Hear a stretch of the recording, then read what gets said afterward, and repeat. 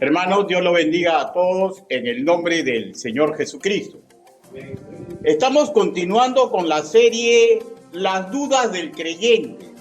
Y esta tercera entrega se denomina Dudas recurrentes y remedio escritural, primera parte.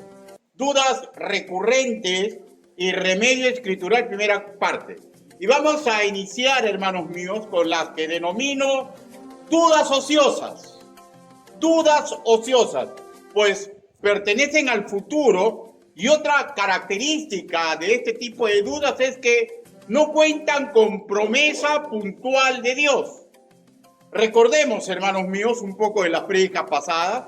Una duda ociosa nos puede llevar al famoso estrés, angustia, a malas decisiones y con ello incluso complicar nuestro ministerio eclesial y lo espiritual. Por tanto, hermanos míos, creí conveniente incluirlos en esta serie, repito, dado a que son dudas naturales a nuestra humanidad. El kit del asunto es fortalecernos para que no se vuelva una obsesión para nuestra vida y que asimilemos el conocimiento, hermanos míos, escritural, que no hay promesa puntual para realización de deseos por más sanos que fueran, ya, en línea general.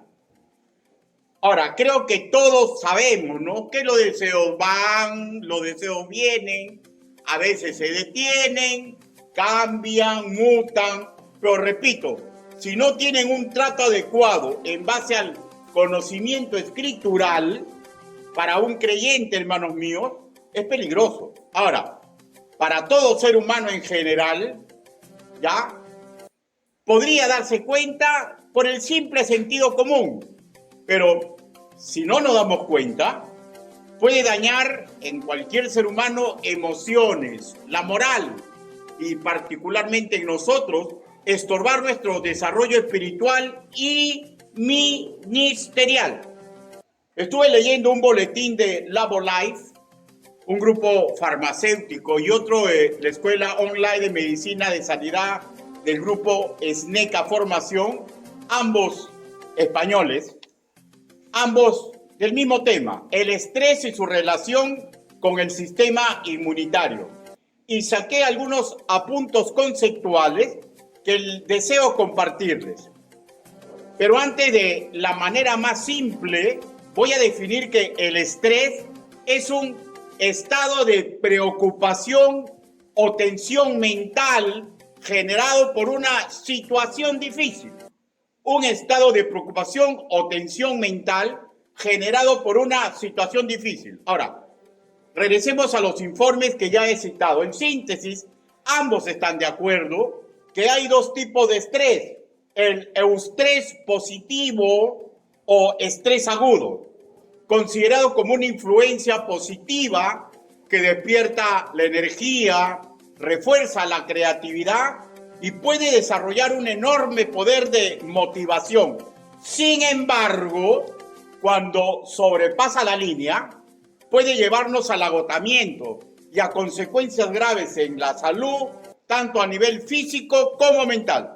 Dicho en otras palabras, en palabras simples, ¿no?, todo esfuerzo humano, sea físico, sea mental, tiene que tener pauta sabia de descanso, ¿ya?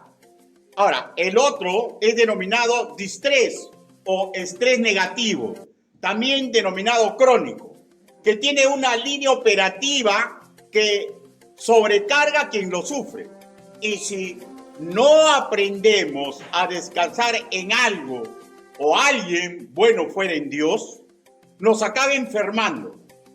Voy a dar ejemplo de situaciones que lo provocan: estar en prisión, guerra, un éxodo forzado, situaciones de promesa extrema y prolongada o circunstancias que demandan una alerta continua. Más ejemplos, como en la actualidad, ¿no?, como estar obsesionado por la falta de seguridad, como si eso ayudara en algo, ¿no? O en el pasado, ¿no?, cuando en algunos el miedo natural trocó en terror y desesperanza por el accionar del terrorismo que vivimos décadas pasadas.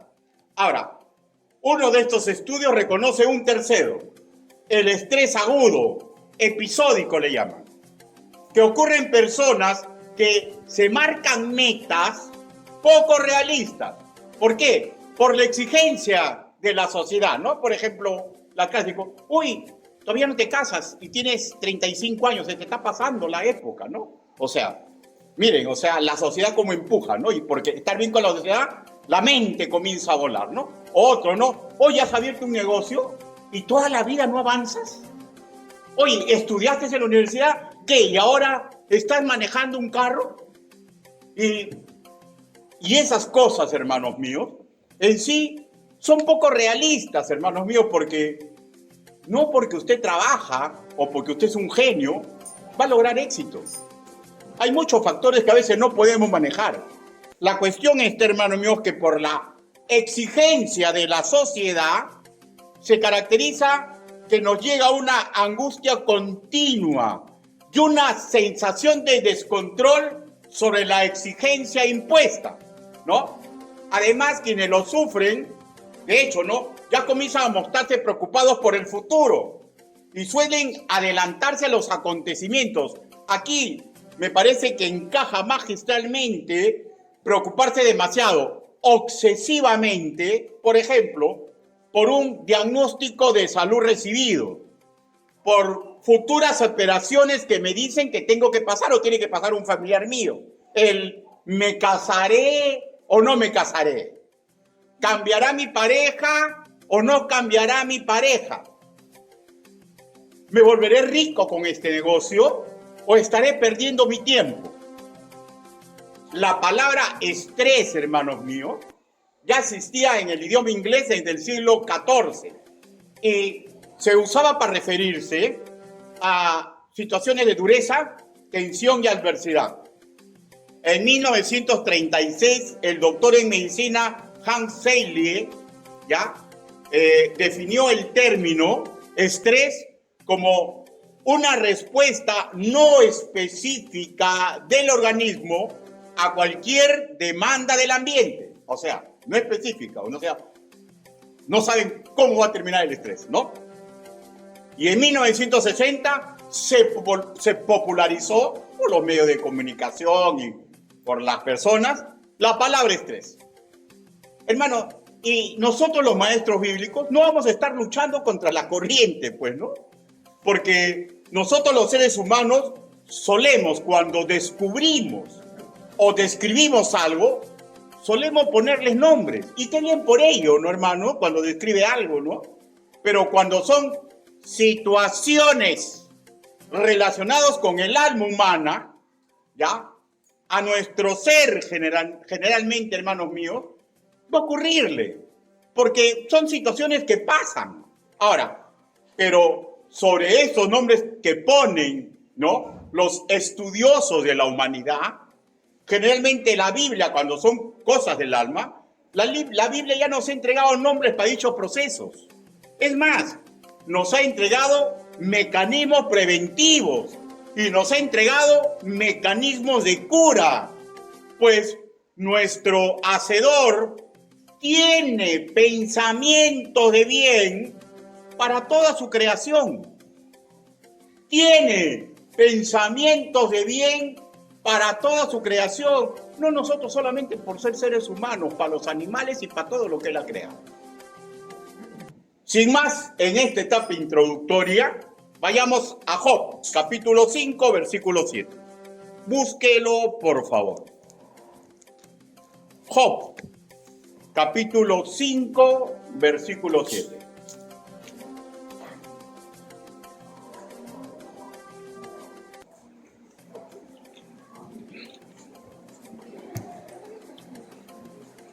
¿Lo tenemos, hermanos? Amén. Con la excepción de los que están delicaditos, el resto, por favor, póngase. Job, capítulo 5, versículo 7. ¿Lo tenemos? Amén. Voy a pasar a leer. Pero como las chispas se levantan para volar por el aire, así el hombre nace para la aflicción. todos a mi voz. 1, 2, 3. Pero como las chispas se levantan para volar por el aire, así el hombre nace para la aflicción. Palabra de Dios. Permítame que lo dije en una oración congregacional. Bendito Padre Celestial, Señor, mis hermanos hoy reunidos y cualquier persona que escuche este mensaje, tenemos que comprender todos que no existe ser humano digno de predicar ni enseñar su evangelio. Señor, pero usted me está dando la oportunidad. Hable, Señor Yahvé.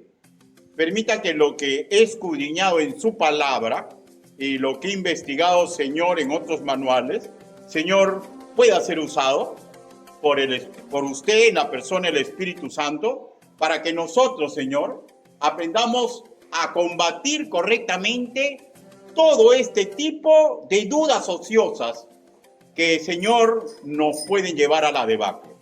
Ayúdenos, Padre. Así le pedimos, así le suplicamos, en el nombre del Señor Jesucristo. Amén. Por favor, tomen asiento. Lo que en nuestra Reina Valera 1960 leemos aflicción, en el hebreo es la raíz amal. Raíz, ¿ya? O sea, ¿qué implica una raíz? Que da vida a otros términos. Ahora, si le da vida a otros términos, generalmente son términos en ambas acepciones. La positiva, o digamos neutra, que implica amal, laborar, hacer un gran esfuerzo, ¿ya? Y la que sería la negativa, trabajar arduamente, pero con fastidio. Arduamente, pero con fastidio. Por eso a los jóvenes se les dice, ¿no? No te metas no te metas a estudiar algo que no te gusta, ¿ya? Algo que te gusta, porque si no te vas a fastidiar. Y vas a llegar a un afán, porque no te gusta, ¿no es cierto? Un ejemplo, ¿no? Ambas acepciones representadas en el versículo que acabamos de leer. ¿Por qué? Porque problemas, afanes, dolores en el alma y en nuestro cuerpo siempre van a existir mientras estemos en este mundo. Pero un creyente en Cristo Jesús, como los antiguos israelitas, debemos aprender a descansar en el Señor. ¿Para qué? Para renovar nuestras fuerzas como las águilas. Isaías 40, versículo 31. En el griego koiné tenemos dos términos. El primero, por ejemplo, en Lucas, capítulo 12, versículo 22. Búsquelo, por favor, el Evangelio según nuestro hermano Lucas. Lucas, capítulo 12, versículo 22.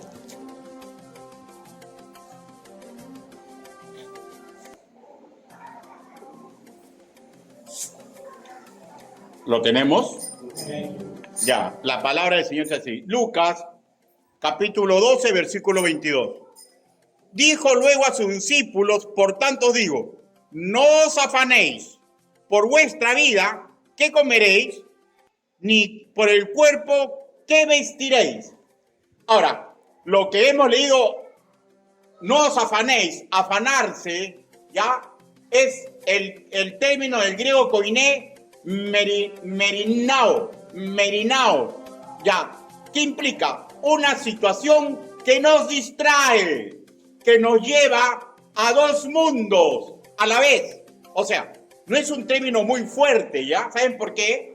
Porque tiene dos acepciones, ¿no es cierto? Fuerte, por ejemplo, es el término pecado, porque pecado es pecado y punto. Fuerte, por ejemplo, es el término arrepentirse, porque arrepentirse es arrepentirse y punto. ¿Ya? En la sana doctrina solamente hay una definición aceptable, ¿ya? Pecado es pecado y arrepentimiento es arrepentimiento. Arrepentimiento es cambio de rumbo del parecer y de acción. Si no, no es arrepentimiento bajo ningún punto de vista, ¿ya? O sea, esos son términos fuertes. Pero explico, afanarse, merimao, tiene dos acepciones. Una neutra y otra positiva. Simplemente la neutra, la positiva es preocuparnos sanamente. ¿Quién no se va a preocupar sanamente para comer? Pues? ¿Quién no se va a preocupar sanamente para vestir? ¿No es cierto?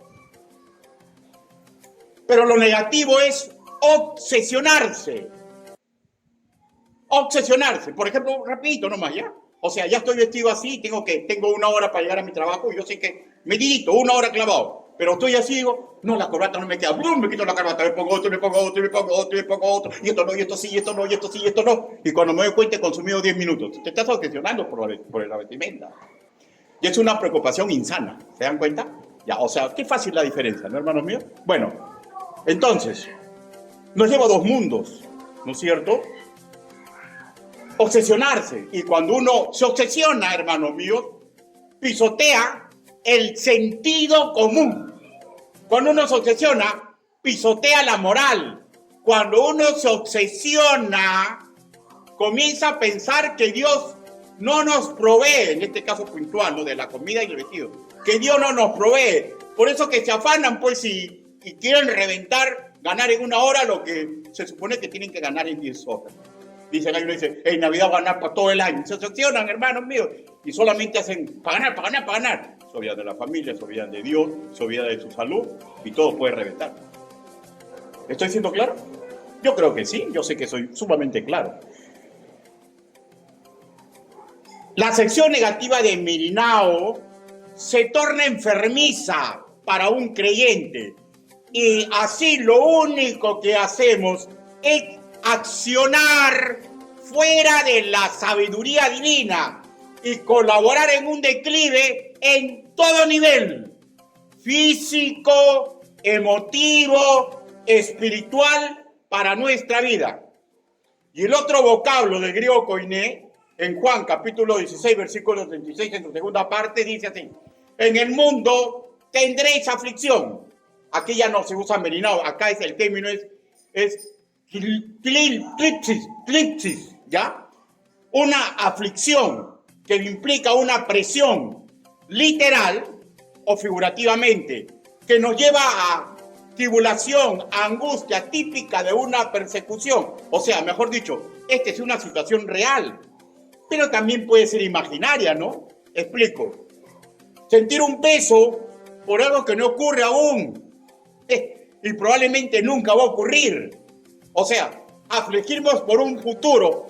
Pregunto con sinceridad, ¿ustedes conocen algo de su futuro? Nadie, ni los ángeles, hermano. Lo creen por fe, pero nadie sabe su futuro. Y aquí pasa con nosotros, especialmente con los creyentes, porque el mundo tradicionalmente le ocurre esto, ¿no? Olvidamos muy rápidamente que el futuro solo le pertenece a Dios. Por tanto, debemos aprender a apartarnos de pensamientos obsesivos,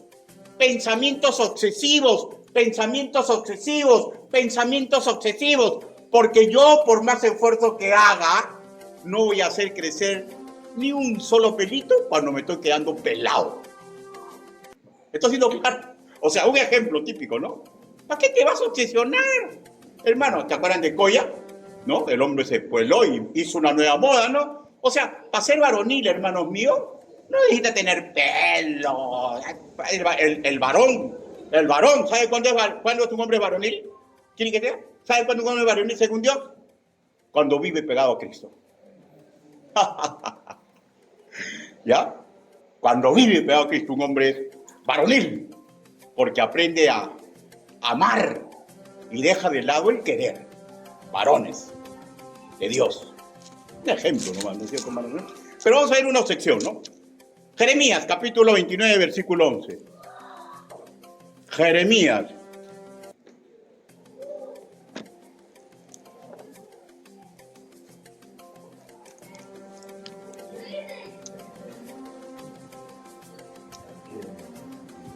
Jeremías, que ya escriba, estamos entrando ya donde tuvimos la lectura bíblica.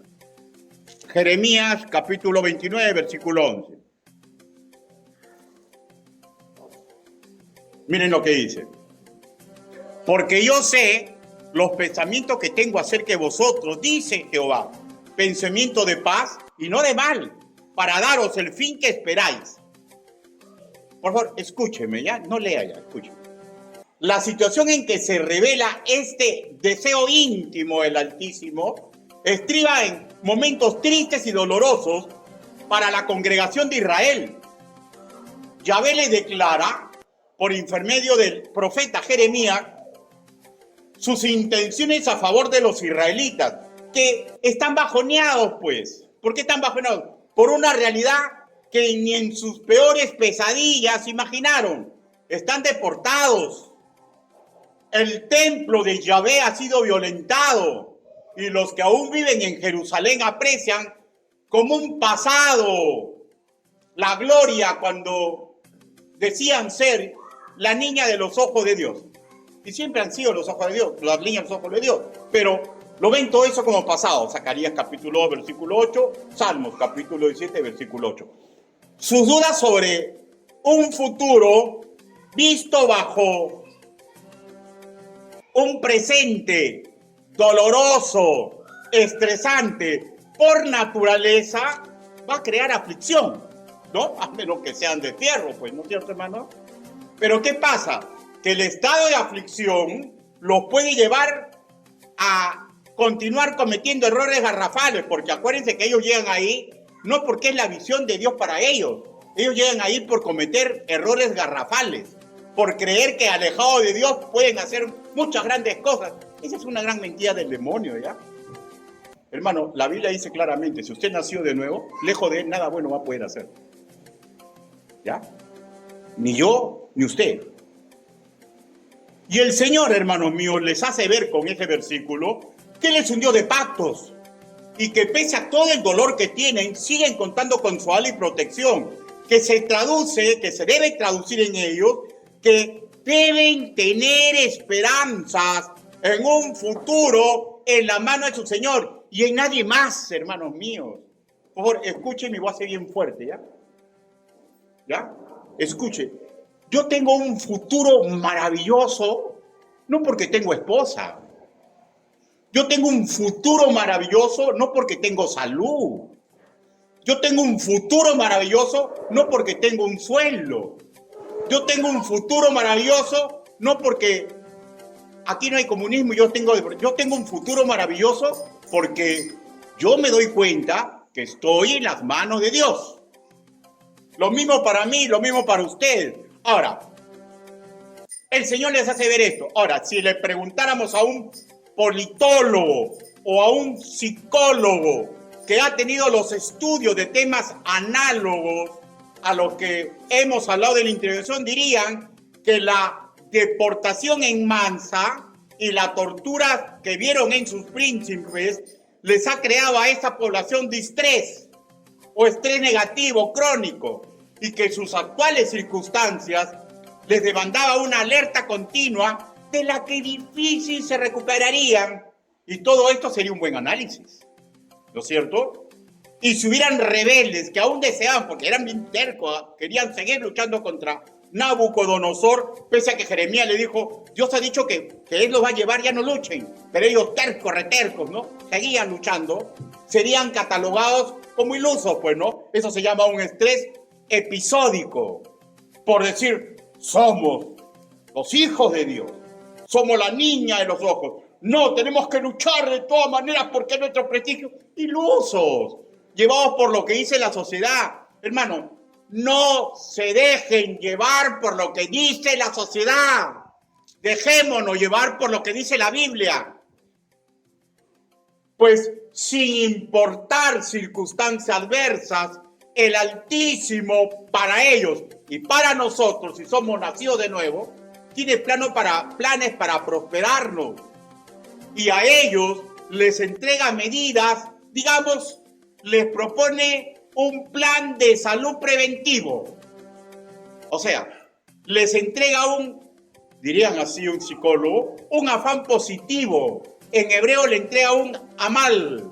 Les propone por intermedio de su profeta que laboren, que realicen esfuerzos sanos, que no se dejen bajonear, que renueven su fe y que en contentamiento acepten esta situación actual y que acepten el plan que Él les está proponiendo. Un doctor le da un plan de salud como medida preventiva para que no crezca el estrés que están teniendo por ser una nación deportada.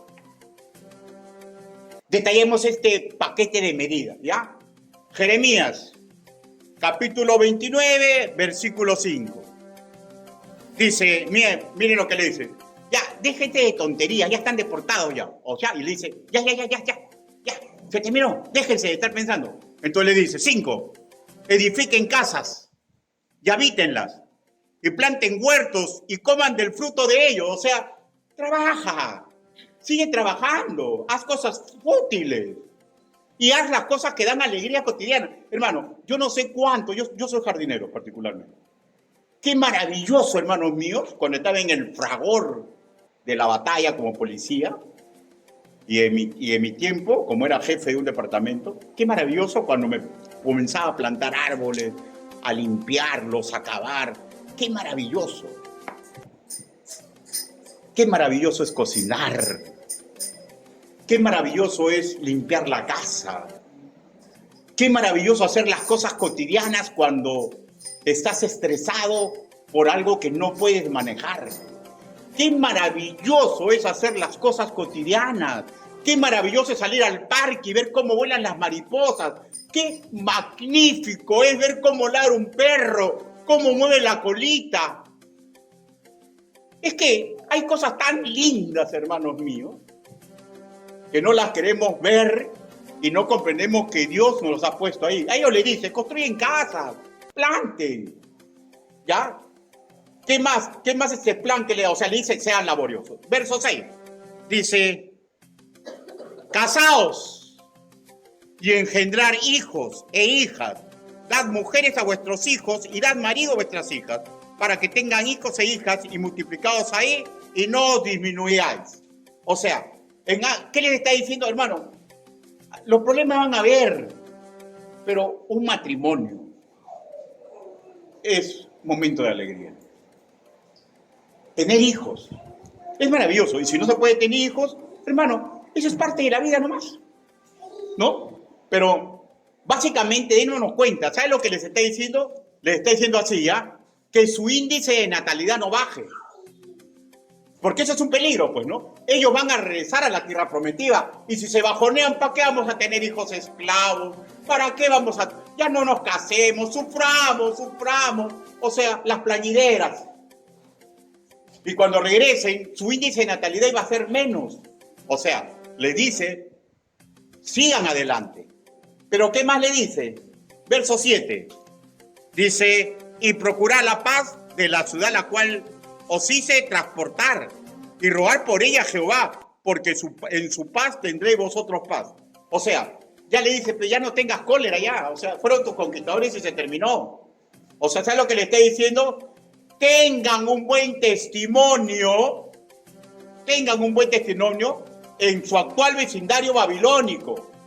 Hermanos míos, a nosotros nos pasó, ¿no? En la época, ¿en qué época fue? De Velasco Alvarado, si no me equivoco. Un poquito después, ¿se acuerdan? Después que pasa Velasco Alvarado, y comenzó la época en que se remesó nuestra economía. Peruanos iban a otros sitios, hermanos míos. Y hay unos que nos hicieron mala fama. Estaban con tanta cólera en su corazón que hacían idioteces. ¿Y qué procuraron con eso? ¿Acaso algo bueno sale? No, hermanos míos. Hermanos, en las buenas y en las malas, tenemos que tener un buen testimonio en nuestro vecindario.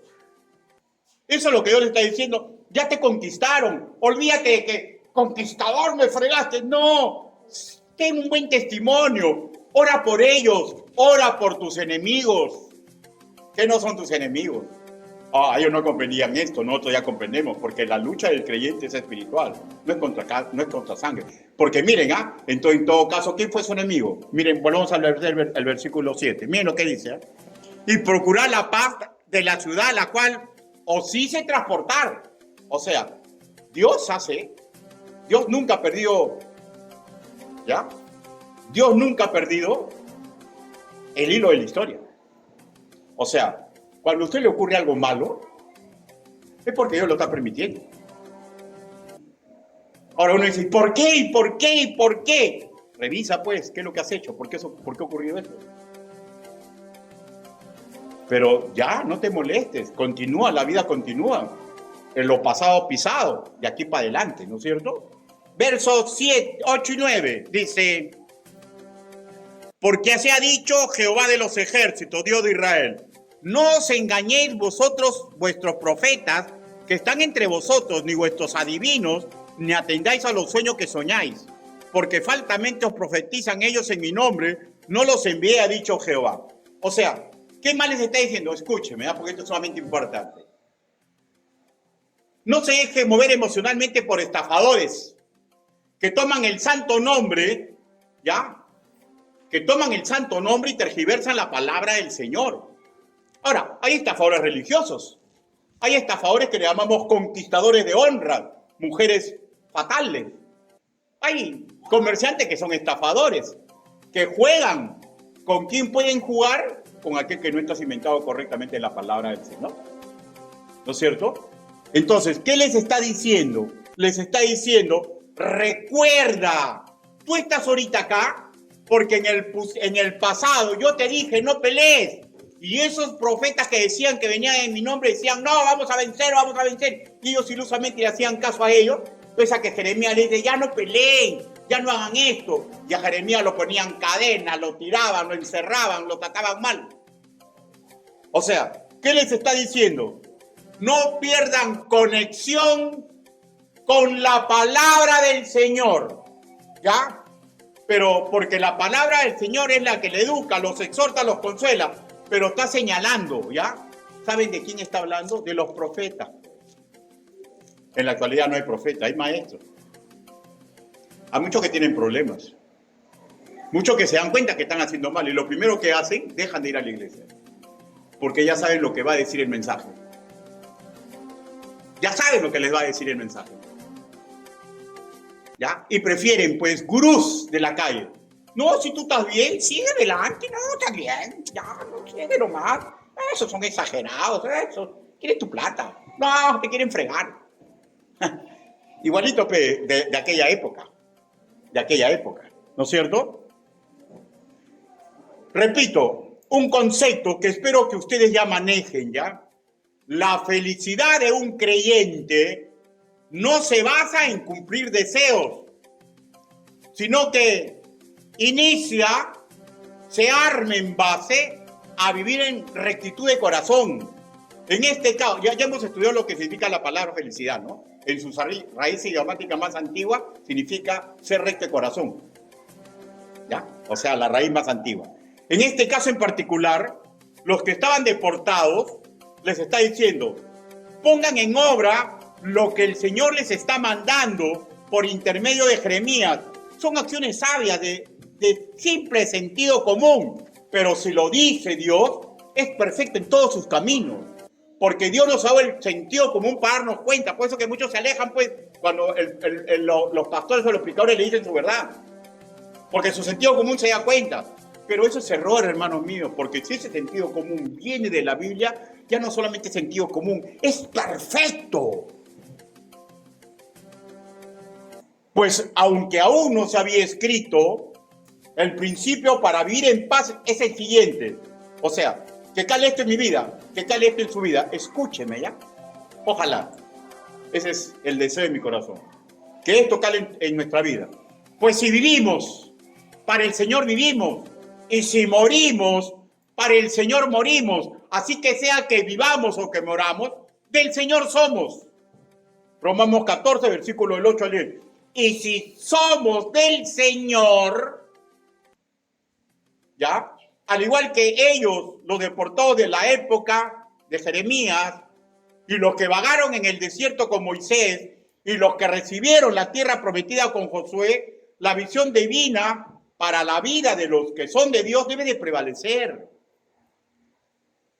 Sin importar las circunstancias que nos rodean, ni los dolores del alma, ni los deseos sin cumplir, o los sueños por cumplir.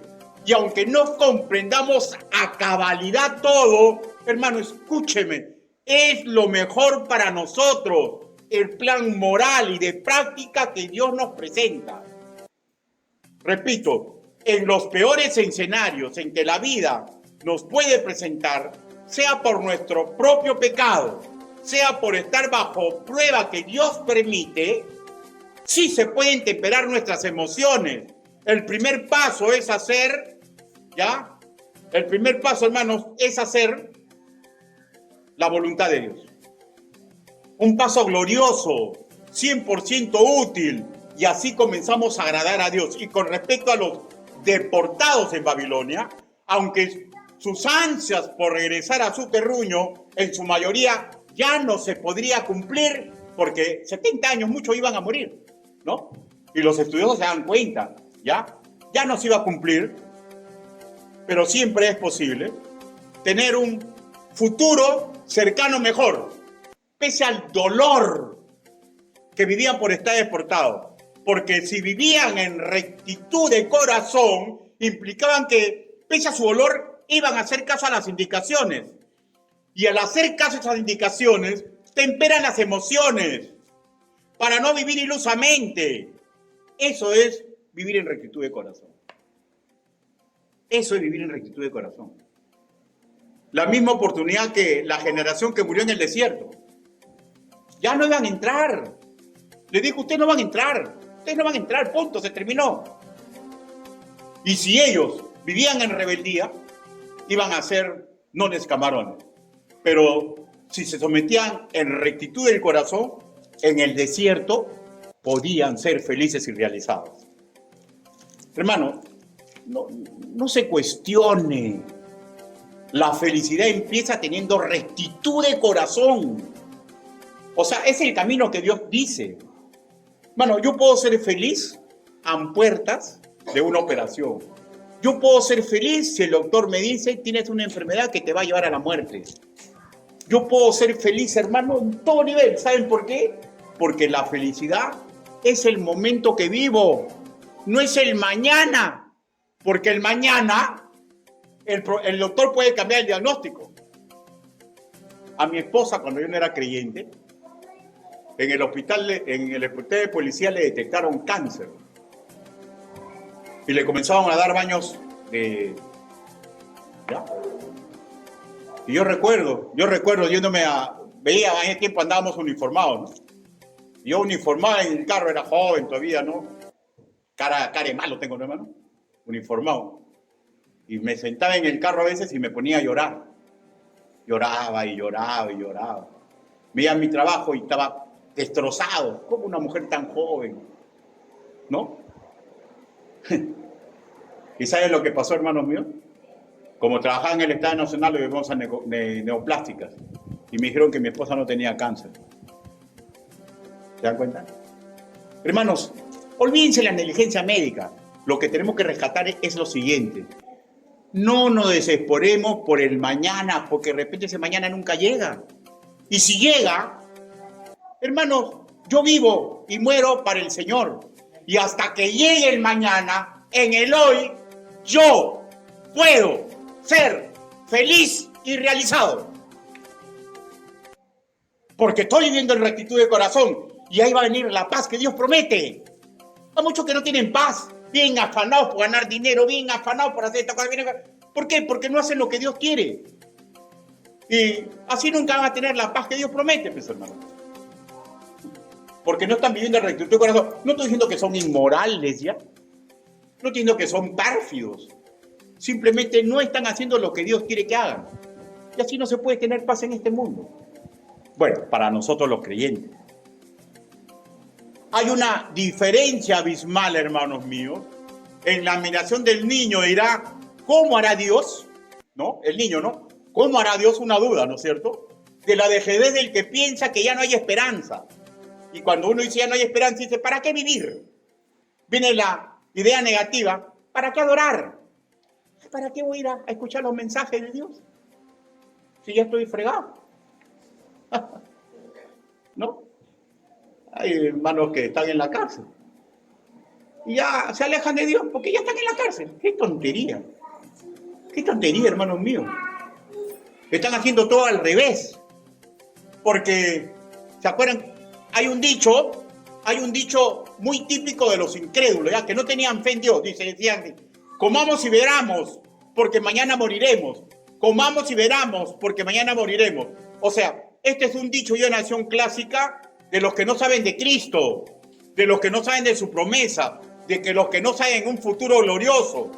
Ese futuro glorioso para un creyente, ¿sabe lo que amerita? Que en el hoy viva en rectitud de corazón.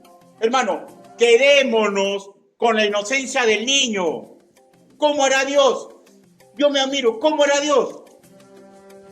¿Cómo hará Dios? Pero no me alejar de mi papito, porque cualquier dolor duele menos con mi papá al lado. ¿No se encuentran los niños? Hermano, ¿por qué cree que Dios no... ¿Por qué dice que Dios sean como niños? ¿Ha visto el niño cuando hace tremenda travesura? ¿Acaso corre al lado del policía? ¿Acaso corre al lado del tío? ¿Acaso corre a quien le rompió? ¿Dónde corre? ¿Donde papá o mamá, pues? Porque sabe que cualquier dolor va a doler menos. Y a veces nosotros, los hijos de Dios, nos alejamos de Él. Sin sentido común. No comprendemos. No estamos valorando que Él murió en la cruz por nosotros. Ese futuro glorioso para mi persona amerita que en el hoy yo viva con rectitud de corazón. Porque cuando vivo en rectitud de corazón, agrado a Dios. Soy espectáculo para los ángeles. Puedo seguir haciendo las obras de bien. Y eureka, acá viene lo que Él prometió. Y la paz de Dios, que sobrepasa todo entendimiento, viene a mi vida con raudales de ríos de agua viva. La verdadera felicidad y realización personal tiene que tener por base la rectitud del corazón y no ansiar cosas temporales. Eso de, yo sé los pensamientos que tengo acerca de vosotros, pensamientos de paz y no de mal, para daros el fin que esperáis. Hermano, en un futuro cercano, tiene relación en vivir en rectitud de corazón. En rectitud. De hecho, sobre este tema, entre los del reino de Judá, había uno que otro que no se iría con la duda ociosa. ¿Por qué no deportaron? Que teníamos un ejército, que teníamos a David, que éramos la mejor potencia, el hombre más culto. Se dirían, pues, puede ser que haya uno que otro que sigue con eso, ¿no? Pero no es recomendable porque se va a estresar, pues. ¿Ya? Porque va a tener una fijación en un futuro. ¿Ya? No, y es peor, ¿no? Fijación en el pasado. Recordando la leche derramada. Hermano, la leche se derramó, ya no la regresas. Proyéctate al futuro, pero en un futuro doloroso. No te proyectes a un futuro muy lejano. Proyéctate a un futuro que se llama presente. Porque miren, ya, ahorita estoy predicando y aquí está mi futuro. Un segundo después. Un segundo después. Un segundo después. 2 segundos después. 4 segundos. 10 minutos. 20, 30, 40. 1 hora. Seamos felices y realizados en esa hora. Y yo les prometo, bajo el prisma de la palabra del Señor, que usted va a tener esa paz que Dios entrega. Y podemos aplicar esto, hermanos míos, en todo. Ya me lo han enfocado en un caso de deportados, ¿no? Por ejemplo, hay dudas ociosas en la salud, ¿no? ¿Sanaré o no sanaré? ¿Saldré bien de la operación o habrá complicaciones? Hermano, pregunto, ¿hay alguna promesa puntual, genérica para un creyente que va a ser operado y va a salir de la operación? ¿Hay alguna promesa puntual del creyente que va a tener una enfermedad y va a sanar? No, hermanos míos, no hay promesa de eso. Ahora, pastor, pero miren cómo es la iglesia primitiva. Pablo caminaba y su sombra curaba. ¿Ya? Pero caminaba y su sombra curaba. ¿Ya? Pablo está predicando y un jovencito, predicaban bravo, pero 2 o 3 horas. No sé por qué se habrá caído. Habrá estado cansado. La cosa es que se desparramó. Se cayó del segundo piso. Y lo vieron y estaba muerto. Y Pablo lo revivió. ¿Ya? Sin embargo, Timoteo, hermanos míos, Timoteo estaba enfermo y no lo curó. Primera de Timoteo, capítulo 5, versículo 22. Primera de Timoteo, Hombres que curaban porque Dios le decía, anda, acércate, va a vivir, anda, acércate, va a pasar. Y a veces ni siquiera ellos decían, Dios ni les hablaba, caminaban y su sombra curaba. ¿Ya? Primera de Timoteo capítulo 5, Primera de Timoteo capítulo 5, versículo 22, ¿no es cierto? ¿Está bien? Ya, dice así. 21 dice, te encarezco delante de Dios y del Señor Jesucristo y de sus ángeles escogidos, que guardes estas cosas sin perjuicio, no haciendo nada con parcialidad. Miren, le están dando indicaciones para que proceda en rectitud de corazón, ¿ya? Ahora, a este mismo hombre, cuando él se entera que tiene una enfermedad, le dice, toma el vino para tus dolores del estómago. En aquel entonces, hermanos míos, las enfermedades estomacales eran cosa seria, ¿ya? Pablo no lo cura, le hace recordar lo que es muy probable que ya un doctor le ha dicho a Timoteo, o sea que le está diciendo, vive en rectitud de corazón, porque a nosotros nos toca someternos a las autoridades que Dios ha levantado. Un doctor es una autoridad. Fui pues a la doctora, y la doctora me dijo, así me dio, y me dijo, usted lo tiene que operar, este señor no le decía, sí, tiene que bajar 20 kilos. Ya me dio una orden, ¿ya? Cuando me habla mi hermanita Rocío, como no me da una orden, o sea, criollamente me dice, yo o sea, yo soy así, pues, no es una orden, ¿no? Pero si yo me meto a un departamento de sanidad y me encuentro con Rocío, y Rocío en su calidad de autoridad me dice, usted tiene que bajar de peso, para mí es una orden. Para mí es una orden. Y eso es lo que le está diciendo. Mira, o sea, en otras palabras, mira Timoteo, tú sabes que, vamos a una conversación ya, imaginaria, ya que no ocurrió. Mira Timoteo, tú sabes que el Señor me ha bendecido, ¿no? Yo paso y curo con mi sombra. Mira Timoteo, la otra vez a un hombre lo he hecho revivir. Estaba muerto y le hago vida nuevamente. Dios me ha utilizado. Pero de ti no me dice nada, pues, Timoteo. Entonces, ¿sabes una cosa, hijito? Porque es su hija espiritual, te amo mucho. Pero vive en rectitud de corazón. ¿Y sabes lo que significaba para Timoteo vivir en rectitud de corazón? Hacer caso a lo que los doctores de aquella época decían cuando tenían dolores estomacales. No tomen agua pura. No había sedapal en aquel entonces, pues, hermano. Las aguas tenían mucho bicho. ¿Ya? Y el vino es alcohol y purificaba. Había una medida. Todo eso es lo que le está diciendo. ¿Ya? Ahora, nosotros, hermanos míos, tenemos que comprender eso. No vas a escuchar en ninguna parte que un apóstol o un profeta le dice a los que están con problemas, dejen de congregarse, dejen de trabajar para el Señor.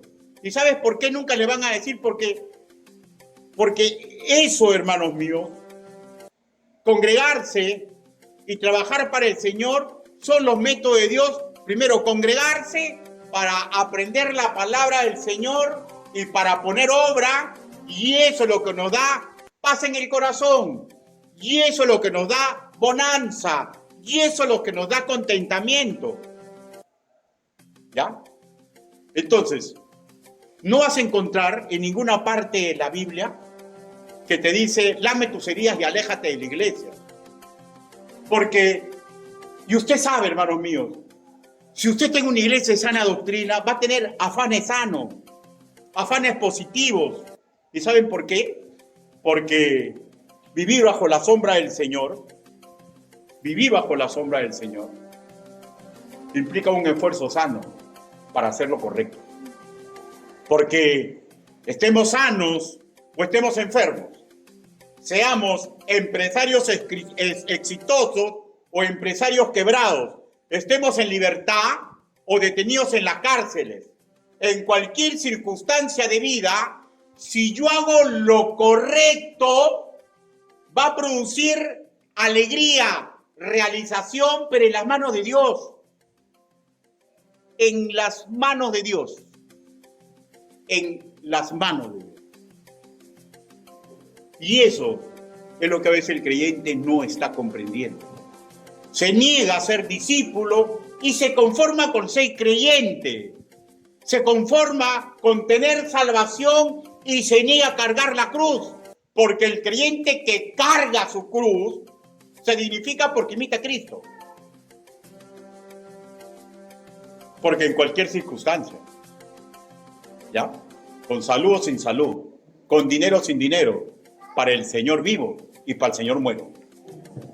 Y si es así, tenemos que aprender, hermanos míos, que no interesa que esté con el espíritu quebrado, no esté que esté sentimentalmente roto, tener rectitud de corazón, hermanos míos, cuando hago lo correcto ante los ojos de Dios, influye incluso en mi sistema inmunológico. Hermano, hay experimentos de todo tipo y nivel, que el cuerpo del ser humano reacciona al bien y reacciona al mal. Si usted hace lo correcto, si usted no rompe su intimidad con Dios, si usted pese a los problemas que tiene, ya sigue preocupándose sanamente por su familia. Si usted pese a los problemas que tiene, sigue congregando con sus hermanos en la fe, ¿sabe lo que va a producir en su sistema inmunológico? Está reaccionando al bien. El cuerpo humano lo ha hecho Dios. Si los científicos de la rama médica dicen que hacer el bien mejor es... ¿No se acuerdan en la época de la pandemia? No te preocupes, dedícate a hacer cosas, estás bajando su sistema. Ay, me voy a morir, ay, se murió el otro. Oh. Y esos que paraban así eran los que rápidamente le daba el COVID. Yo no salía, pero me cuidaba, pero no me estaba preocupado, estoy haciendo mis cosas, así igualito. Hermano, y mi sistema inmunológico alto. ¿Por qué? Porque el cuerpo reacciona para el bien. Si vas a estar así, todo te va a dar, hermano, todo te va a dar, todo te va a dar. Por dudas ociosas por ti o por tus seres queridos. Hermano mío, no poseemos el futuro. El futuro es de Dios. Si usted quiere ser feliz en el futuro, no piense en el futuro lejano, piense en el futuro cercano. Hoy, lo que hago ahorita, me da felicidad de acá a un minuto.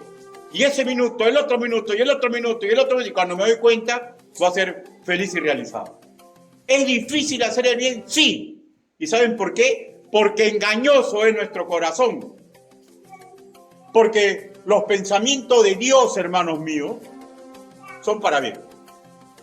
Vamos a ver otro caso. Santiago, capítulo 4. Santiago, capítulo 4.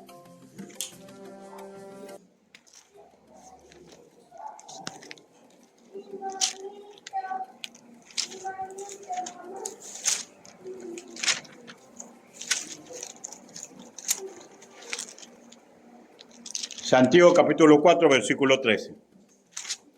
¿Lo tienen, hermanos? Aquí no hay una duda ociosa, ¿ya? Acá hay una jactancia por el futuro, ¿ya? Santiago capítulo 4, versículo 13. Miren lo que dice. Dice, vamos ahora, los que decís, hoy y mañana iremos a la ciudad, y allí estaremos un año y traficaremos y ganaremos. Aquí no hay una duda del futuro, ¿ya? Acá hay una jactancia. O sea, ellos juran y rejuran, yo creo que son creyentes, ¿ah? Que van a ir y van a ganar plata. ¿Ya? Eso es lo que ellos juran y rejuran. Que van a ir y van a ganar plata. Pero, hermanos míos, Dios no es una rueda de la buena suerte en los negocios. Tenemos que aprender a tener humildad, pues nadie sabe el mañana. ¿Ya? Santiago capítulo 4, versículo 14. Mire lo que le dice. Dice, cuando no sabéis lo que será mañana, porque que vuestra vida ciertamente es neblina, que se aparece por un poco de tiempo y luego se desvanece. En lugar de lo cual debería decir, si el Señor quiere, viviremos y haremos esto o aquello. Pero ahora os jactáis de vuestras soberbias. Toda jactancia semejante es mala. O sea, ¿se dan cuenta, hermano mío? Hermano, si yo llego a ser empresario, yo voy a invertir, porque es para ganar. Pero nadie me asegura que voy a salir victorioso. ¿Ya? Simplemente voy a hacer lo correcto y si no me liga, bueno, pues Dios no me dará riqueza. ¡Ay! No me da riqueza. Ya no voy a ir a la iglesia. Dios es mentiroso. No basta con... tú seguro me hiciste esto. Tú no trabajaste. No, hermano. ¿Qué pasa? Hermano, hay que hacer lo correcto y comprender que el futuro le corresponde a Dios. Porque yo sé los pensamientos que tengo acerca de vosotros, dice Jehová, pensamientos de paz y no de mal, para daros el fin que esperáis. Aquí la cuestión que deberíamos tener claro es que cumplir los sueños de bonanza económica no nos da felicidad ni a realización, porque la felicidad y la realización personal no tiene base directa con lo que tenemos ni con lo que perdemos, sino tiene relación directa en ser rectos de corazón y vivir los planes de Dios para mi vida. A veces hay profesionales que te flagelan, primeros en su generación, buenos estudiantes, y terminan taseando. Y se flagelan. ¿Por qué se flagelan? ¿Por qué no viven contentos, felices, tienen vida, tienen esperanza? Dios le da una familia, que sigan trabajando. ¿Cuál es el problema, hermano mío? ¿Cuál es el problema? Tener salud y riquezas es magnífico, pero sin intimidad con Dios, tarde o temprano resquebrajamos el edificio educativo y funcional para nuestro bien. Y en el aspecto sentimental es lo mismo. Tener cariño y desear tenerlo o perderlo son circunstancias de la vida. Pero sin la rectitud del corazón de no alejarnos por Dios, todo nos va a reventar en la cara. Todo nos va a reventar en la cara. Tengámoslo por seguro. La añadidura de Dios solamente es para los que se ocupan en las cosas del reino. ¿Ya? Ahora, lo interesante del asunto, que los héroes de la fe no llegaron a ser millonarios. Llegaron a ser misión imposible. ¿Ya? Jeremías era una familia pudiente. ¿Ya? Y miren cómo terminó. El rico no se fue al cielo, se fue al infierno. Y al que lo lamían los perros se fue al cielo. O sea, ¿eso qué implica? Implica, hermanitos míos, que la plata, la salud, es secundaria. Lo que no es secundario es tener una buena relación con Dios. Ese pordiosero que le lamían los perros, ¿ya? Él vivía contento. ¿Y saben por qué? Porque le olía el cuerpo y venían los perros y lo lamían. Y de hecho le decía, gracias, Señor. Gracias, Señor. Gracias, Señor. Pero el rico no. El rico no le daba nada, porque decía, con pensamiento de hombre, si le doy yo pierdo. Claro, pierdes. Eso le ocurre a muchos creyentes, pues, ¿no? Si dejo de trabajar, pierdo. No pierdes si te dedicas a Dios. La plata no te va a dar futuro. Hermano, tu esposa, tu esposo es un hombre común y corriente. Es un hombre común y corriente. Tus familiares van a morir. Niños que están en el vientre van a ser abortados. Niños que están en el vientre van a venir a vida. Mi felicidad, mi realización personal no puede estar en base de un terruño que perdí. No puede estar en base de una persona que no vivió. No puede estar en base de una persona que me abandonó. No puede estar en base de un dinero que no gané. No puede estar en base del dinero que gané. Mi felicidad y mi realización personal, tal como hemos estudiado, es de vivir en rectitud de corazón. Y todo lo demás es añadidura. Hermano, hay hermanos míos, que van a terminar en la cárcel. Porque Dios tiene un propósito para ellos en la cárcel.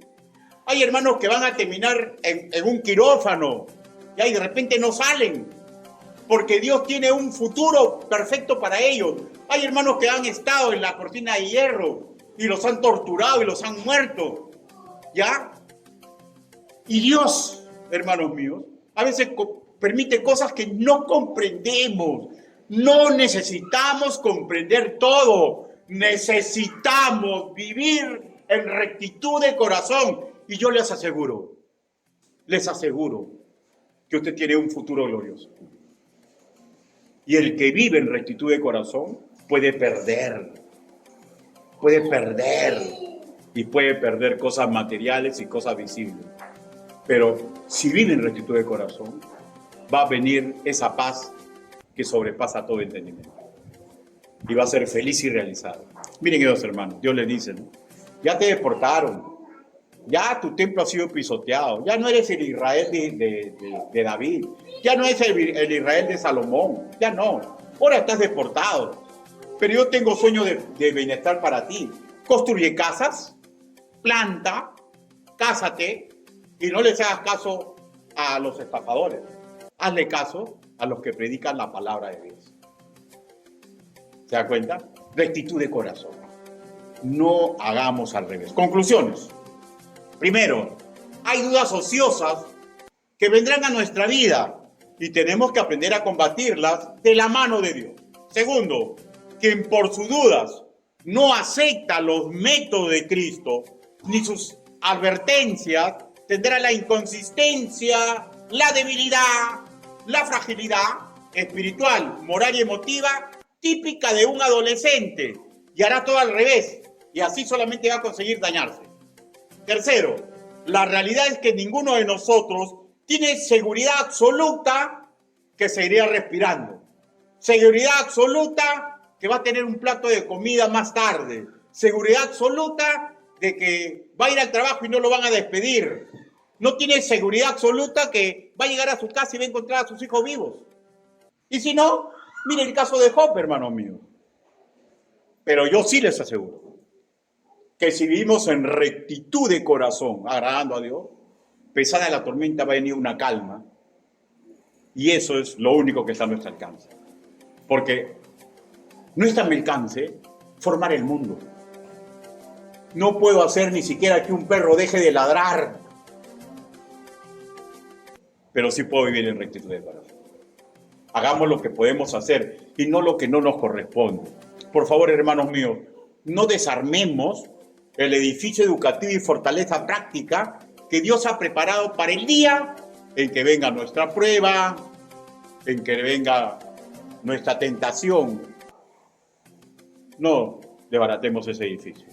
Voy a terminar implorándoles a todos ustedes y también eso es lo que yo le imploro a Dios de mi persona. Que continuemos siendo discípulos y no nos conformemos simplemente con ser creyentes que nos sentamos a escuchar la verdad. Inclinen su rostro. Vamos a orar. Gracias, bendito Padre Celestial. Mi Dios Santo, mi Dios Todopoderoso. Señor, las dudas recurrentes, Señor, que vienen a nuestra vida, cosas del futuro, Señor, no las podemos manejar. Mi Dios Santo, pero si vivimos en rectitud de corazón, haciendo lo que a ti te agrada, Señor, usted ha confeccionado nuestro cuerpo, nuestra humanidad, para que reaccionemos al bien. Ayúdenos, Señor, a que nosotros mismos no nos estorbemos. Ayúdenos, Padre, para que el sentido común, Señor, se magnifique por aceptar ser educados en las Escrituras. Ayúdenos, Padre, para que no nos volvamos obsesos por algo, Señor, de que no podemos manejar. Ayúdenos, Señor, a ser recto de corazón. Ayúdenos a tener su paz, su contentamiento. Ayúdenos, Señor. Quiero hacer una pregunta. ¿Alguien desea que ore por él o por ella, que tenga una duda ociosa y que se le está volviendo una obsesión en su vida? Hágame una señal.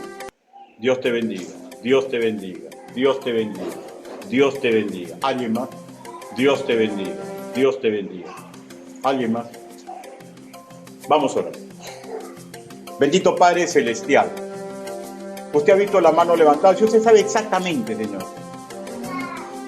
Eso es lo que están pidiendo, que no hay promesa de usted, Señor. Señor, quíteles esa idea, Señor. Ayúdelo, Señor, para que sean felices con lo que tienen. Acepten, Señor, el plan que usted tiene para su vida. Usted lo sigue manejando, Señor. Ayúdenos a no ser tan inconformistas con lo que no podemos manejar porque está dentro de sus planes perfectos, Señor. Ayúdenos, Señor, por favor, porque nosotros, Señor, somos ejemplo para otros que vienen detrás nuestro. Ayúdenos, Padre, para que nosotros, los integrantes de esta iglesia y todo creyente que escuche este mensaje, Señor, pueda ser una joya hermosa del Señor en el sitio donde vive. Ayúdenos, Padre. Así le pedimos, así le suplicamos, en el nombre bendito, precioso y poderoso del Señor Jesucristo. Amén. Hermanos, Dios los bendiga.